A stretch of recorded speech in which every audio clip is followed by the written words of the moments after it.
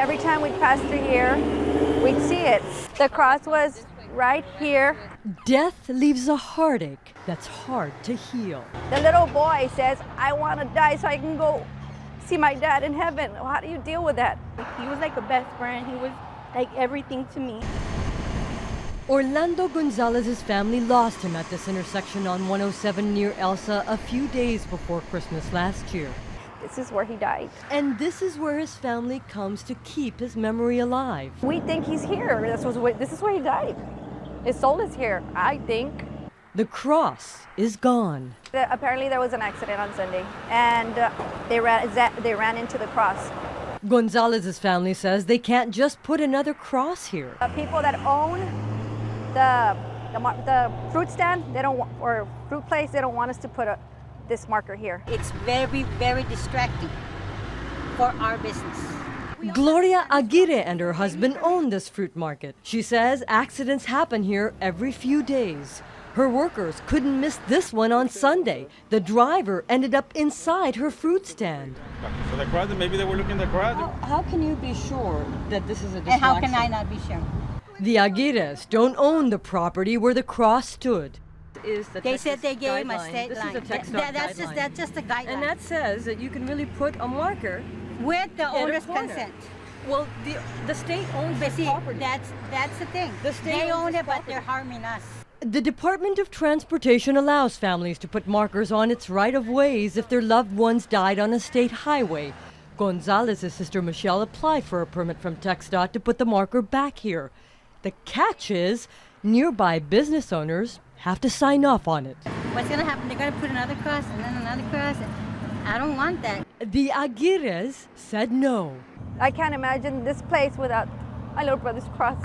The Gonzalezes don't have a choice. Their cross will have to stand at another corner to remind them of the man they lost.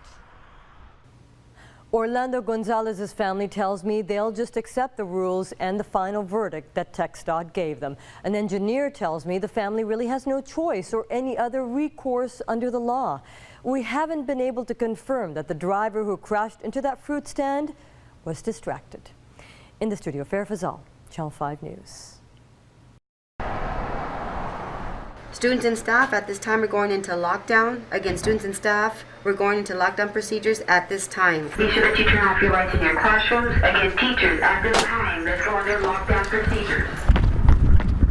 A smuggler is on school property. Every single step is deliberate. Every child and every teacher must be locked inside. Nobody comes in. Nobody gets out. They're not allowed to open the doors unless it's the principal, an assistant principal, or a police officer who shows proper identification. Students and staff, thank you very much. The lockdown is now lifted. You can go back to regular procedures. Again, students and staff. For the first time in 3 months, this was only a drill at Escandon Elementary in La Jolla. Every month in the last 3 months, it was the real deal. Subject just ran into the fence, across the fence. Subject has entered in the elementary school on Schubach in 83. In September, DPS pilots were watching the smuggler jump fences and run right onto school property. We had police officers running through our school grounds. We had some first graders and kindergartners outside. They got very scared. We had to send notices to the parents. 108 West Lackawanna, we're coming up to the school zone. We're about 3 miles out. In November, a smuggler almost crashed into 2 school buses to get away from law enforcement. We can even back off and they're still not going to slow down going through a school zone. There was an incident in front of one of our schools where police had to use deadly force. They pulled out their guns and they fired at the suspects that were trying to run over the officers. Happened across one of our elementaries. The suspected undocumented people ran through our school. We had to find them inside their school. And it happened when we were releasing kids in the after school.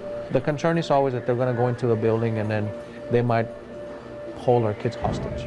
And that's why we do these lockdowns. La Jolla School District Police Chief Raul Gonzalez needed to make big changes. Surveillance cameras are now going up in every school. Next semester, something else will change. You know what? From now on, drop off your kids at a designated area in front of the school and your kids will be escorted by the staff into their classrooms. He says this is the best way he can serve and protect the children. He says children at La Jolla see the drugs, the chases in their neighborhoods all the time. We tell them this is reality. He wants to turn these incidents into teachable moments. He knows he has to show them they're safe before they can show him they can get the A's. It's 8 o'clock Wednesday morning at Cummings Middle School in Brownsville. Brownsville, number 1. Yes, sir. At Cummings Middle School, we have a student with a gun. Can you help us out, please? Assistant Principal Elizabeth Brito Hatcher was on the other end of the phone with the dispatcher. At the entrance of the school in the hallway, if you walk into the school where the flag is. We have a visual of him, sir. He does have a gun in his clutch. Is the school on lockdown already, ma'am? Yes, we are on lockdown. A few minutes later, Brito Hatcher's voice changed. He's drawing the gun. He's drawing the gun. He's what? He's drawing the gun. He's got it in his hand. She tells the dispatcher 10 police officers were facing down a 15-year-old boy in the hallway. She could see the whole thing from the front office. He's drawing the gun, sir. Put the gun down. Put it down. He's drawing the gun.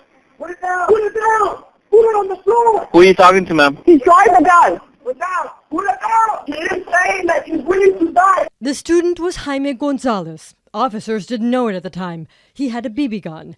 It looked like the real thing. Oh gosh, there's shooting going on. What we don't hear is the rounds of gunfire the assistant principal was talking about.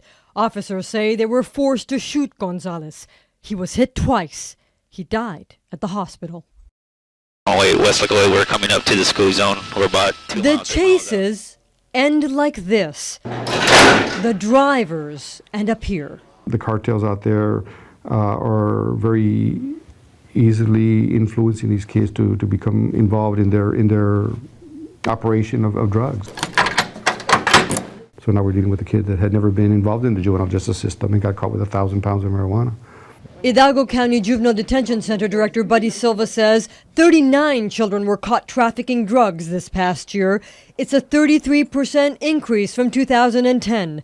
Close to half of them were smuggling at least 500 to 600 pounds of marijuana. I had one kid, or one juvenile that was brought in he had, I think it was like 1,000 up to 1,200 pounds of marijuana in his possession, you know. He says investigators brought a 12-year-old boy from Mexico here for driving a stolen pickup with 800 pounds of marijuana. He was sent back to Mexico. The persons that they were delivering it for, how are they going to react to this? Are they going to go after the family? Are they going to go after the kid? Texas Department of Public Safety numbers show the border makes up almost 10% of the state's population. Double that number of children are caught trafficking drugs here. 6 of the 7 cartels are aggressively recruiting children here. I don't think it's going to go away anytime soon, you know. Silva is hoping the stories of the children who ended up here stop other kids from making the same mistake, from saying yes to a no-win situation. That was our place to come in the winter. It's very cold in Canada. It's the last year we're supposed to spend here. 12 years in paradise will have to last a lifetime. We're too old. The Rio Grande Valley is too far for Inez and Lee Harrison to come from Canada anymore. They're almost 80. They put their mobile home in Donna up for sale. A woman and her boyfriend called to look at the home. The Harrisons asked a neighbor to give the couple a key. When I told her that we had another person ready to buy the place, then she sent us $2,500. And what was that $2,500 for? It was for us to hold the place for her. The Harrisons say the couple never gave the key back. Actually, they moved in. People start phoning and say, there's a sale at your place. I said, how can that be? That's our stuff. What did they do to all the things in your house? Sold them. The Harrisons rushed to the valley by mid-November. We can't even get her out of the house. Their neighbors helped them get an eviction notice and a police report against Paige Prickett and her boyfriend Gerald Prue. Did you ever at any point tell them that they could stay in your house while you were selling this house to them? Never told them. We went to find Prickett and Prue. I'm Farrah Fazal from Channel 5 News. Sir, talk to my lawyer, not to me. Sure, sir. Can you tell me what legal right you have to be on this property, sir? They say that money was for goodwill, for good faith. Right. And I was. Do you not believe, was that money not for good faith? What do you, well, Just wait. The attorney's on his way. Well, open the door so I can actually talk to you. The money was for good faith. It was not for you to buy the property. Sir. Shut that up. Sir, what was the money for? The down payment until they got here with the title. They was in Canada. Okay. So that doesn't allow you to move into the property, sir. They told me to. They say they never told you to move in. Sir, they never told you to move in. They did too. What legal right do you have? What legal right do you have? Prickett and Prue's attorney Terry Levine came to talk to us. They were on what's called a month-to-month lease. They moved into the property with the knowledge and consent of the owner. They paid rent to the owner. The owner has since then determined that he wants to move in and just thinks that he can call him a squatter and everybody's going to believe it. Where's a copy of the month-to-month agreement? Month-to-month are verbal agreements generally. Isn't it true you don't have a leg to stand on when you make verbal agreements with people? No, ma'am. This is not true. It becomes a matter of proof. You were right when you said it's he said, she said. We checked with other lawyers. They tell us most rental agreements are written in contract form. They say people can make verbal agreements. They're not always enforceable. Texas's squatter law says squatters can't take over a property without paying and without a deed or a license. It was some neighbors who were looking out for the Harrisons that all of a sudden saw your client selling a bunch of the Harrisons' belongings here. Why would they do that? As I said, I can't comment. I don't know anything about it. Well, can I talk to them? Can I ask them? No, ma'am. Why not? Because I don't want them to talk to you. Oh, well, if they have an answer to this, maybe they have an answer. Maybe we can get some understanding of why they sold the Harrisons' things. Maybe they do. If there's an answer and it comes up, they'll answer it in court. Levine says if the Harrisons want his clients out, they have to give them a 30-day notice. If it can happen to them, it can happen to anybody. The Harrisons' friends are helping them fight their case in court. My fear is that we're going to lose everything. They need their little piece of paradise to pay the way for the rest of their lives. In Donna, Farrah Fazal, Channel 5 News at 10. No nos pasa nada, corazón. Nada más pongan su carita en el piso. You don't have to see the gunfire to know it's hammered into the minds of these elementary children long after the bullets stop flying. Children are coming to us more traumatized, more so, maybe with horror stories that we can't even imagine. They're escaping a drug war in Mexico, just like the wars on terror in Iraq and Afghanistan.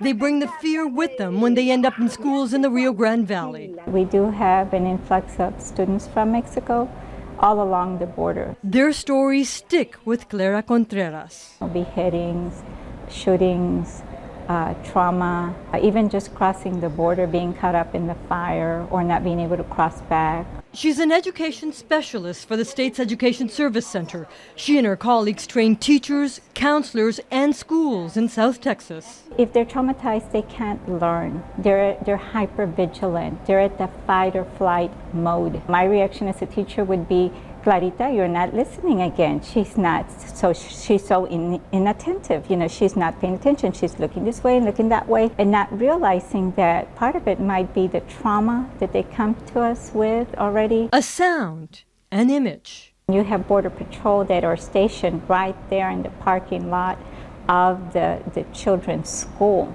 Could bring the painful memories back. Chasing somebody, and so they have a lockdown. She hasn't seen transitional programs in South Texas schools designed to help children deal with their trauma. We just take them in, we register them, we give them a schedule, we send them off to class. Other border cities like El Paso are helping children of the drug war. They're conducting presentations for the students and conducting support groups for the students. The kids are able to talk about that.